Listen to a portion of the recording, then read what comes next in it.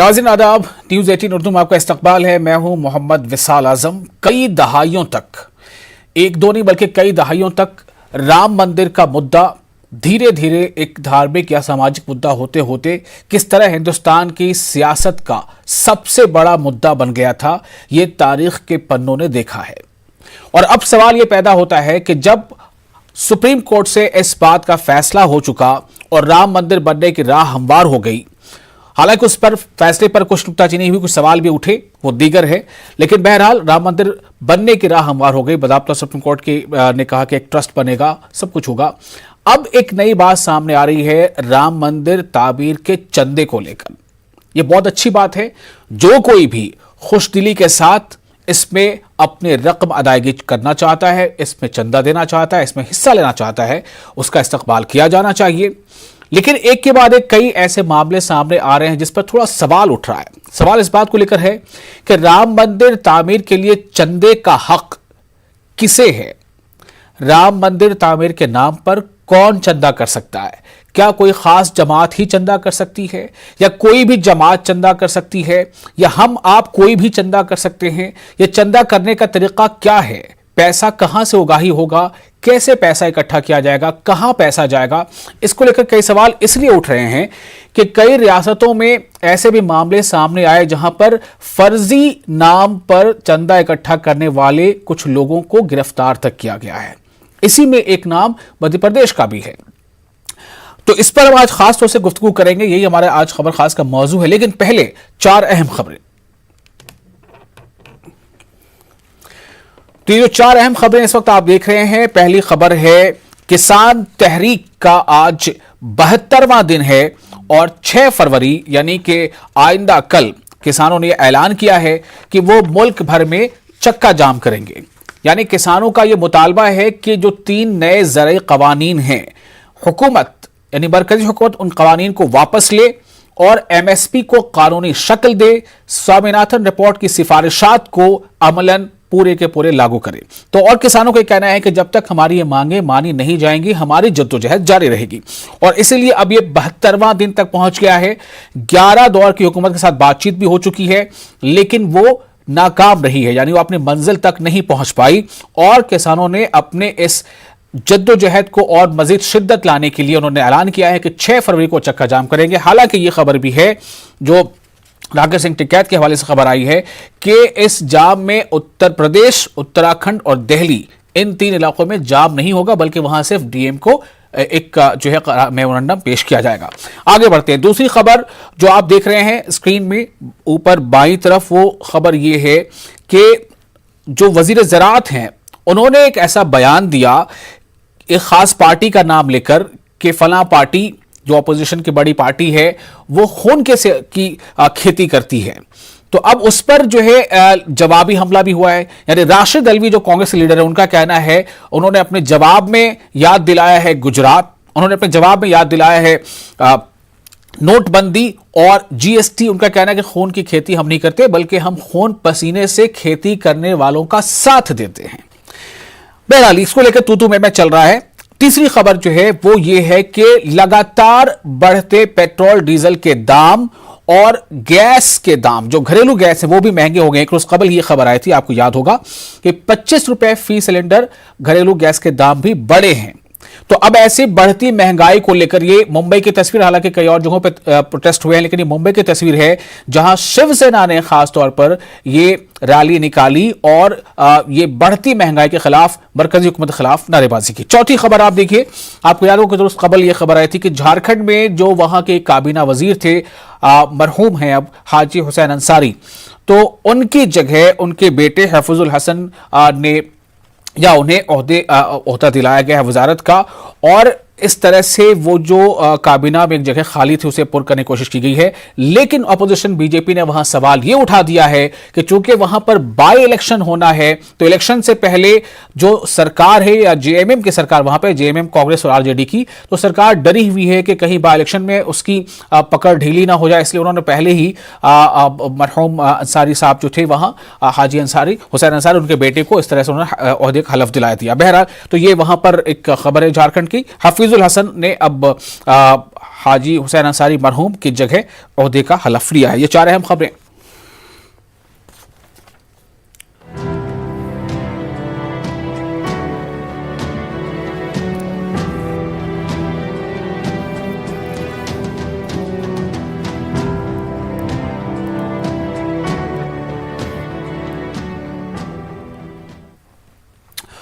और अब लौटते हैं अपने आज के खास मौजू पर कि राम मंदिर के तामीर के लिए चंदा कौन करे, चंदा कौन दे चंदा, और ऐसे कई सवाल हैं। खासतौर से एक ऐसा भी वाकया सामने आया था जब तेलंगाना में एक सियासी जमात के एक लीडर हैं, उन्होंने जब इस बारे में कहा कि भाई हम वहाँ बनने वाले मंदिर के लिए चंदा क्यों दें, हमें अपने इलाके में मंदिर बनाना है, हम उसके लिए चंदा इकट्ठा करेंगे।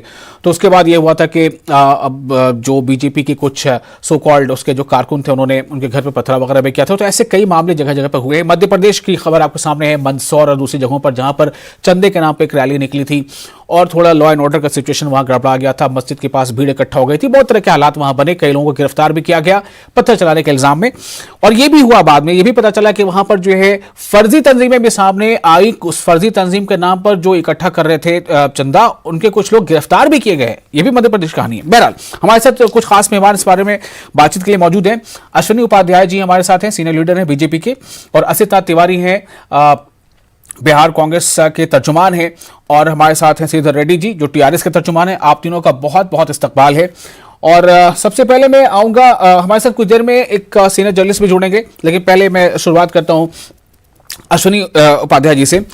अश्विनी जी, मेरा सवाल आपसे ये है कि राम मंदिर तामीर के लिए चंदा होना चाहिए, चंदा हो, और जिसे भी देना है खुशी खुशी वो चंदा दे।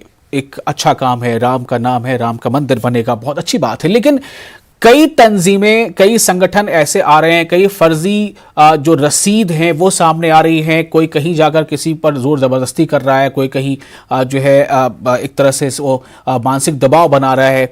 तो क्या आपको लगता है कि ये जो हो रहा है ये ठीक है, यही तरीका है और इसी तरीके से राम मंदिर की तामीर हो सकती है, कोई दूसरा तरीका नहीं है?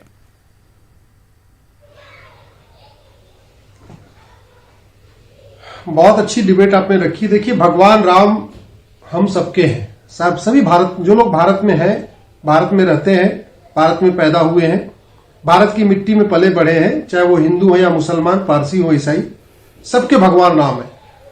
हम लोग हिंदू उनको भगवान मानते हैं, मुस्लिम्स उनको इमाम हिंद कहते हैं, बहुत सारे क्रिश्चियन भी कहते हैं कि हाँ हमारे वो पूज्य है, वो हमको अपना गॉड मानते हैं। तो सब लोग दे सकते हैं। जहां तक आपका विषय यह है कि कुछ लोग, तो देखिए हर एक अच्छे काम में कुछ एक राक्षस आ जाते हैं, हर एक अच्छे काम में कुछ गड़बड़ करने वाले एलिमेंट आ जाते हैं, और उनका इलाज किया जाता है कानून के द्वारा। पुलिस उनका इलाज करती है, जेल में बंद करती है, बाकी सब उनसे वसूली होती है।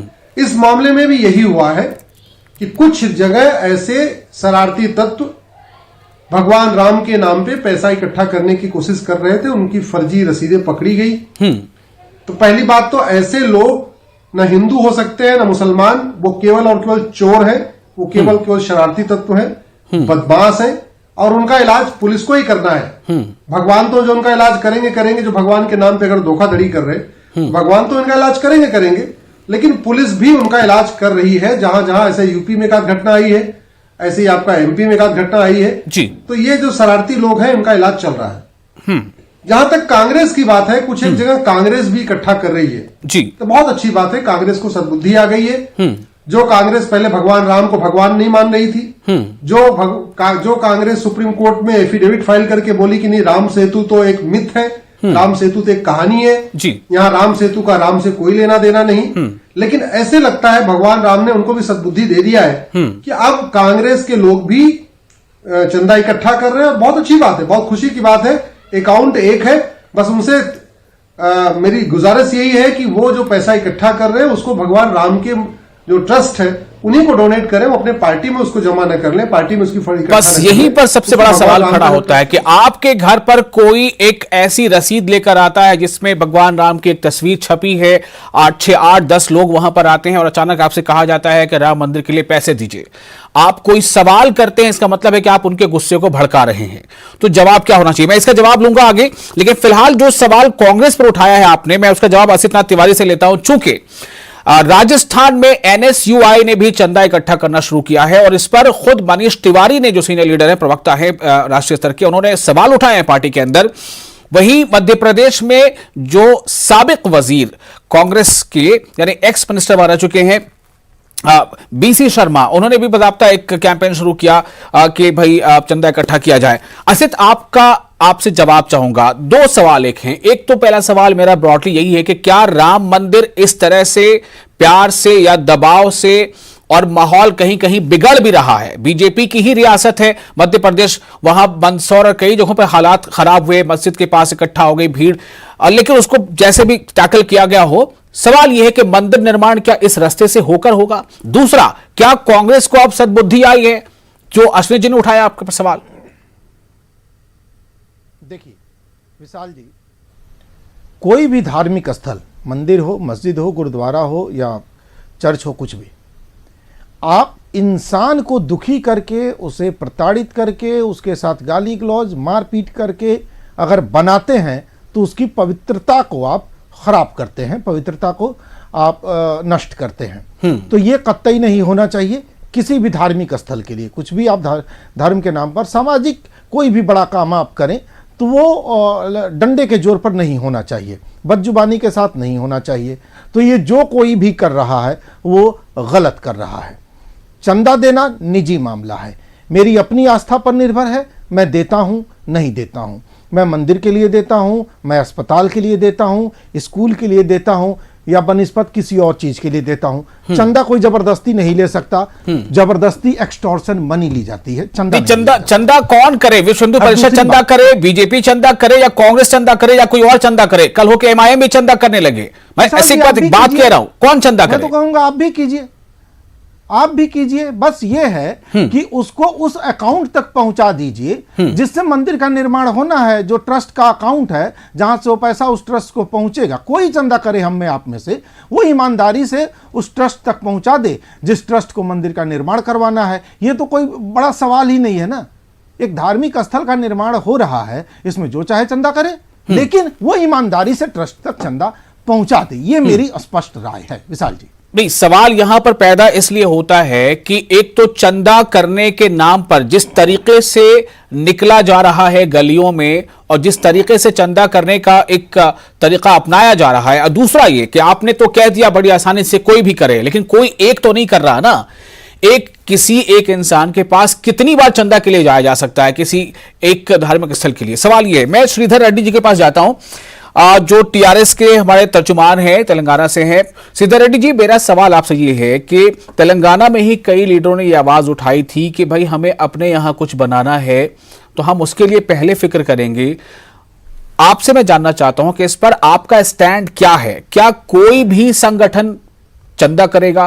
किसी एक इंसान या किसी एक खानदान परिवार के पास हर दिन कोई ना कोई अगर आता रहेगा तो इसका क्या यही तरीका है, या इसका कोई एक फिक्स्ड वे हो जाना चाहिए? एक अकाउंट नंबर फ्लैश कर दिया जाए, भाई जिसको देना है वो दें।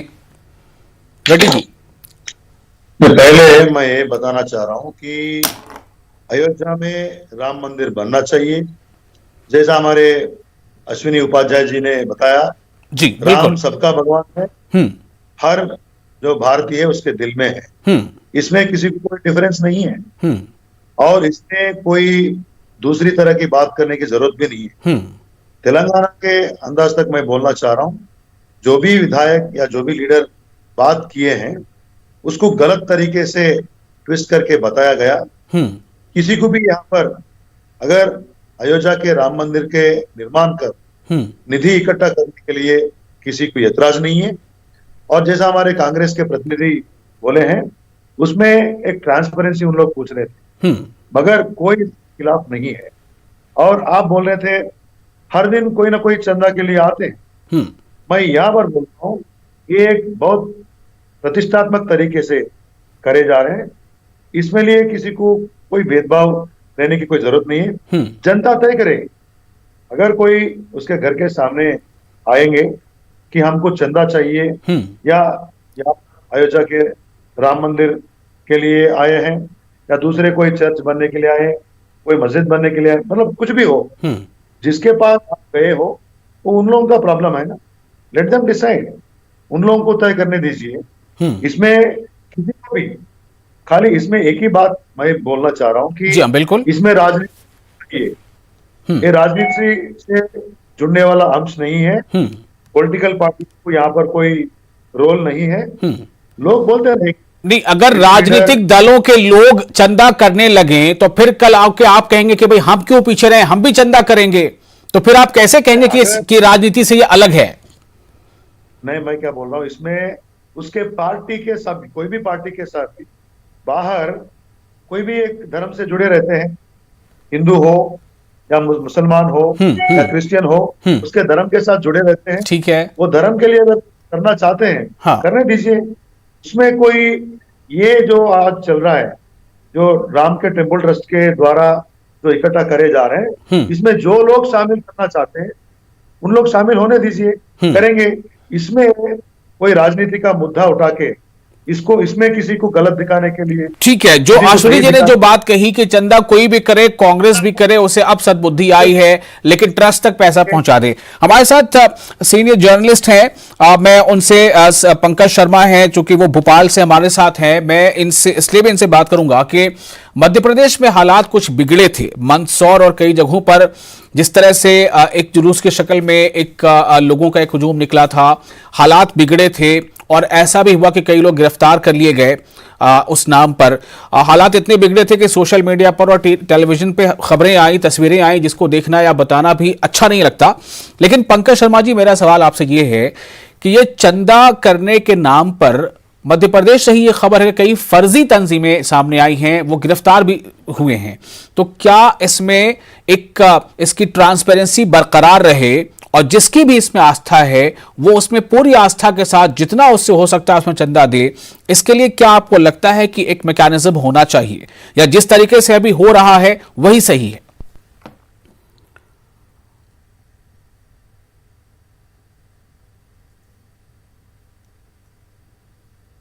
या आपात स्थितियों में हम नागरिकों की सहायता के लिए जो एक अकाउंट फ्लैश होता है, जिसमें जिसकी जितनी श्रद्धा होती है, जिसकी जितनी कुव्वत होती है, उतना वो सहायता करता है, उस तरह की एक व्यवस्था होनी चाहिए। क्योंकि इसमें सबसे बड़ी बात है कि राजनीतिक दल भी कूद रहे हैं, है ना।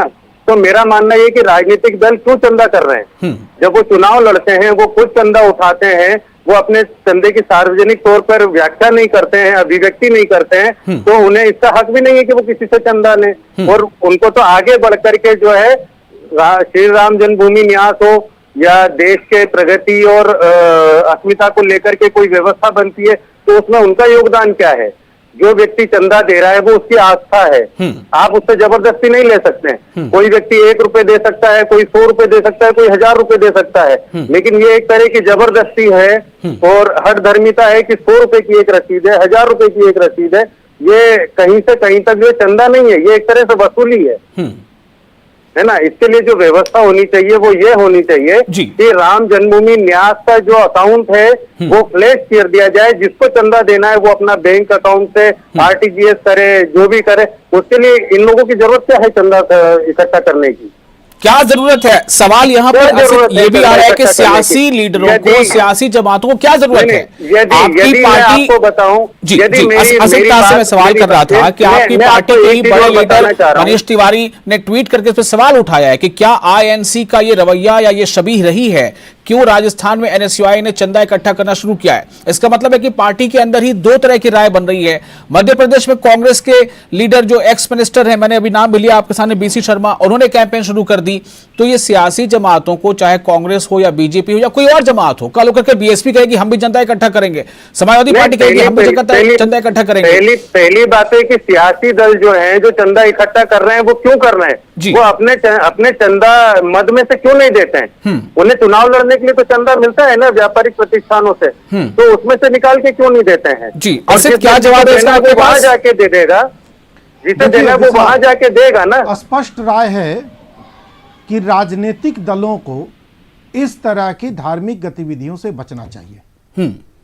आप सारी चीजों का घालमेल नहीं कर सकते, बिल्कुल बचना चाहिए। और क्यों बचना चाहिए ये मैं आपको स्पष्ट बता रहा हूं। वो इसलिए बचना चाहिए कि क्या जो राजनीतिक दल के लोग, जो सियासी दल के लोग, आप कांग्रेस के भी किसी का नाम ले रहे हैं, उनको भी, या बाकी किसी भी दल के लोग, अयोध्या में राम मंदिर के लिए चंदा मांग रहे हैं, वही लोग उसी अयोध्या में बनने वाली मस्जिद के लिए भी चंदा मांगेंगे। अगर मांगेंगे तो चलिए बात स्पष्ट होगी कि हाँ ये अच्छे लोग हैं और ये देश के जो सांप्रदायिक धर्मनिरपेक्ष ढांचा है उसको पसंद करने वाले लोग हैं। लेकिन सियासी दल के लोग, राजनीतिक दल के लोग किसी एक पक्ष के लिए तो चंदा मांगे और दूसरे पक्ष के वक्त जाके चादर से मुंह ढक के सोले, तो ये मैसेज जाएगा कि अश्विनी जी बड़ा अच्छा सवाल यहाँ पास जी ने उठाया है कि क्या अगर जो हमारा ये जो सेकुलर या धर्मनिरपेक्ष जो छवि की बार बार हम बात कर रहे हैं, क्या ये मुमकिन है, क्या ऐसा भी हो सकता है जो असित कह रहे हैं कि अगर मस्जिद के लिए भी चंदा ले लिया जाए जब मंदिर के लिए लिया जा रहा है, क्या वो राजनीतिक दल ऐसा करेंगे? देखिए पहली बात, मैं तीनों लोगों को जवाब देता हूं, थोड़ा टाइम चाहिए क्योंकि तीन लोगों ने तीन तरीके के सवाल खड़े किए हैं। जी, पहली बात तो ये कांग्रेस के ही नेता है तो मनीष तिवारी से बात कर लें, अपने कांग्रेस के लोगों से बात कर लें जो पैसा चंदा ले रहे हैं। दूसरा, सेकुलरिज्म मतलब ये सवाल अच्छा नहीं है, ये बकवास लॉजिक है। आप भगवान राम की तुलना एक बार प्रॉफेट मोहम्मद का जो जहां पे है, जहां जाते हैं लोग मक्का मदीना, उससे तुलना करें तो बात समझ में आती है। आप भगवान राम के मंदिर की तुलना उस एक ऐसी नई मस्जिद से कर रहे हैं जो बाबरी मस्जिद उसके बदले में बन रही है, तो ये तो बकवास है। आप एक बार यरूशलेम की तुलना भगवान राम के मंदिर से करें, समझ में आती है। आप मक्का मदीना की तुलना करें, बात समझ में आती है। ये तो बकवास कर रहे हैं। मंदिर कोई भगवान राम का, ये भगवान राम का फिर से अपमान कर रहे हैं। ना, फिर से अयोध्या के राम बड़े राम हो जाएंगे और पटना के राम छोटे राम हो जाएंगे, ऐसा नहीं होता ना। एक बार सुन लीजिए प्लीज, मैं आपको ध्यान से सुन रहा था, मैंने डिस्टर्ब नहीं किया। अब मैंने आपको डिस्टर्ब नहीं किया। आपके लिए सारे मंदिर बराबर होंगे, आपके लिए सारे मंदिर बराबर होंगे। हमारे लिए भगवान राम का मंदिर सबसे ऊपर है। भगवान राम का मंदिर कोई गली मोहल्ले का मंदिर नहीं है। बकवास करते हो आप। भगवान राम का मंदिर भगवान राम का मंदिर है। भगवान कृष्ण का जन्मस्थान वो एक जैसा स्थान नहीं हो। अगर काशी का मंदिर जो ज्योतिर्लिंग है, सामान्य मंदिर नहीं होते। क्या बकवास करते रहते हैं ये?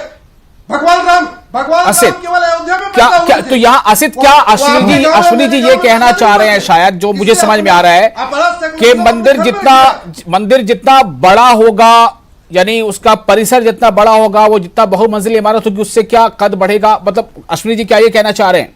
असित क्या जवाब है आपके पास इसका? देखिए मैं आपसे पूछ रहा हूं अश्विनी जी एक आजम साहब, मैं आपसे पूछ रहा हूं, ठीक है, आपके मोहल्ले की मस्जिद और मक्का मदीना की मस्जिद बराबर है? मैं पहले आपके सवाल का जवाब इनसे दे देता हूं, पहले इनके सवाल का जवाब दे देता हूं, आसित तिवारी जी, जो सवाल उठाया आपने, जिस आपने इसी बात की कि सियासी दलों को इससे अलग होना चाहिए, अगर वो एक धार्मिक स्थल के लिए चंदा करते हैं तो दूसरे के लिए क्यों नहीं? ये आसित जी का सवाल है। आसित जी जवाब दीजिए आप जो अश्विनी जी पूछ रहे हैं। मैं उसका जवाब दे रहा हूं जी। वो कांग्रेस जाए मस्जिद के लिए इकट्ठा करे, हम उसको रोक नहीं रहे। आसित जी, वो मस्जिद आपको आवाज नहीं पा रही है, लेकिन आसित जी आपको आवाज नहीं पा रही है। आंदोलन जी, ये पूरा का पूरा आंदोलन विश्व हिंदू परिषद। मैं जवाब ले रहा हूं अश्विनी जी, आपको जवाब ले रहा हूं, एक मिनट जवाब ले रहा हूं आसित जी। देखिए अश्विनी उपाध्याय जी हिंदू नहीं है, संघी है, दोनों का फर्क होता है। मैं हिंदू हूं और मैंने गीता पढ़ी है।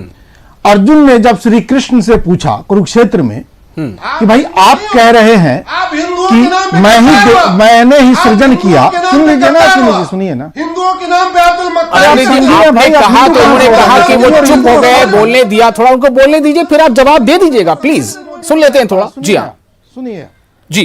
तो श्री कृष्ण से जब अर्जुन ने पूछा कुरुक्षेत्र के मैदान में कि भाई आप कह रहे हैं कि आप ही सर्जक हैं, आप ही संहारक हैं, सब आप ही से जन्म पाते हैं, आप ही से लौट आते हैं, लेकिन मैंने दुनिया के अलग अलग हिस्सों में अपने वनवास के दौरान जब मैं घूम रहा था तो मैंने अलग अलग हिस्सों में देखा कि सबकी उपासना विधि अलग अलग है, सबके देवता अलग अलग हैं, उनके तौर तरीके अलग हैं। कोई घास की पूजा करता है, कोई बड़े पेड़ को अपना आराध्य मानता है, कोई मिट्टी को आराध्य मानता है, कोई पत्थर को मानता, उनके तरीके भी अलग हैं। कोई जल से पूजा करता है, कोई रक्त से करता है, कहीं कहीं शराब से पूजा होती है, कहीं सिर्फ बेलपत्र और तुलसी पत्र। अरे भैया तो आप सीधे सीधे बोलो हमारे लिए। पूरी सुन लीजिए उपाध्याय जी, सुन लीजिए, मैं हिंदू हूँ, संघी नहीं हूँ, और आपको कोई अधिकार नहीं है कि मेरे धर्म पर आप उंगली उठाइए। आप सुनिए मेरी बात, संघियों ने हिंदू धर्म का सत्यानाश करने का जो ठेका ले रखा है, दूसरों से पैसे खाकर, उसकी पोल खोल रहा हूँ। सुनिए, पढ़िए जाकर गीता, गीता पढ़ के ये हिंदू बैठा है, गीता पढ़ के, संघी साहित्य पढ़ के नहीं बैठा। सुनिए हिंदू से तो श्री कृष्ण कहते हैं, विशाल जी सुन लीजिए ना, नहीं मानते हैं तो सुनिए उपाध्याय जी। आप ये कहते रहो हिंदू बैठा है जिसका धर्म उसकी गीता से निकलता है, इसका धर्म शाखाओं में डंडे भांज के नहीं निकलता है, इसका धर्म इसकी गीता से निकला है, श्री कृष्ण के मुख से निकला धर्म है इसका, इस हिंदू का। आपका धर्म सन के डंडे से निकलता है। सुनिए, तो कृष्ण सुन लीजिए ना, क्यों बेचैन इसलिए आप हो गए क्योंकि आपकी पोल पट्टी खुल रही है, आप इसलिए सुनना नहीं चाह रहे, क्योंकि अब आपकी पोल पट्टी खुलने लगी। आप समझ गए कि दर्शक समझ जाएंगे कि आप हिंदू विरोधी हैं और आप कहीं और से आप लोग पैसा खाकर हिंदू धर्म के खिलाफ गतिविधियां चलाते हैं। आपकी पोल खुल रही है इसलिए आप बीच में डिस्टर्ब कर रहे हैं। सुनिए, चलिए देखिए, आप लोगों के, आप सब लोग जानकार लोग हैं और सब लोग किसी न किसी सियासी जमात से जुड़े हैं। सियासी जमात का काम होता है सियासत इस नहज पे करना कि समाज में खुशहाली आए। जो बात श्रीधर रेड्डी जी ने कही, जो पंकज वर्मा जी ने कही और जो अभी अश्विनी उपाध्याय जी ने भी कही है कि अगर खुशी से, आस्था से कोई किसी को किसी धार्मिक स्थल के बनने में वो देना चाहता है, कंट्रीब्यूट करना चाहता है, ऐसे में किसी को कोई सवाल नहीं है। सवाल सिर्फ ट्रांसपेरेंसी को लेकर उठाया, पंकज शर्मा ने भी ये सवाल उठाया, श्रीधर रेड्डी जी ने भी कहा कि ट्रांसपेरेंसी हो, एक सिस्टम हो और उसी एक सिस्टम के तहत ये पता चले लोगों को जो हम दे रहे हैं वो खास उसी जगह पहुंच रहा है जहां वो पहुंचाना चाहते हैं। कोई भी कहीं से कभी भी आए, इस पर लोगों को थोड़ी सवाल उठने लगते हैं। बहुत शुक्रिया आप दोनों लोगों का, चारों लोगों का बहुत शुक्रिया, खासतौर से इस पर वक्त देने के लिए। नाज़रीन आपका शुक्रिया, मुझे दीजिए इजाजत, आदाब।